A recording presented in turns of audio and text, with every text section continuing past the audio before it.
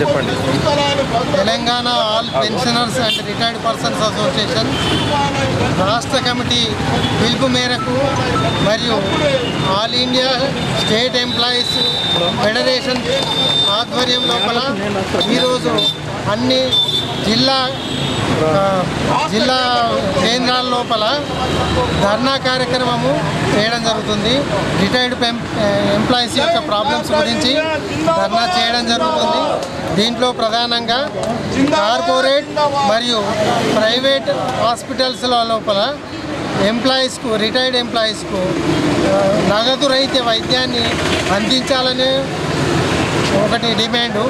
అదేవిధంగా పెండింగ్లో ఉన్నటువంటి 5 DAలను వెంటనే విడుదల చేయాలని, అదేవిధంగా 40% PRC ఫిట్మెంట్తో 40% ఫిట్మెంట్తో PRCని వెంటనే అమలు చేయాలని, దాంట్లో రిటైర్డ్ ఎంప్లాయీస్ కూడా అమలు చేయాలనేటటువంటి ఉద్దేశంతో ఈరోజు ధర్నా చేయడం జరుగుతుంది.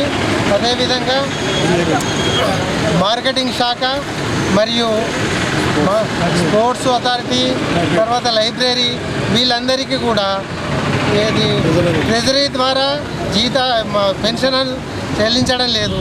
కాబట్టి వీళ్ళందరికీ కూడా 010 ట్రెజరీ ద్వారా పెన్షన్స్ చెల్లించాలనే ఉద్దేశంతో ఇంకా అనేకమైనటువంటి 5 DAలు పెండింగ్లో ఉన్నాయి, వాటిని వెంటనే విడుదల చేయాలని, ఈ విధంగా అనేక ఈ విధమైనటువంటి ప్రధాన డిమాండ్లతో ఈరోజు ఈ నిజామాబాద్ కలెక్టరేట్ ముందు Telangana all pensioners and retired persons association ఆధ్వర్యం లోపల ధర్నా కార్యక్రమము చేయడం జరుగుతుంది. ఈ ధర్నా కార్యక్రమం లోపల విశ్రాంత ఉద్యోగులందరూ దాదాపుగా చాలామంది పార్టిసిపేట్ కావడం జరుగుతుంది.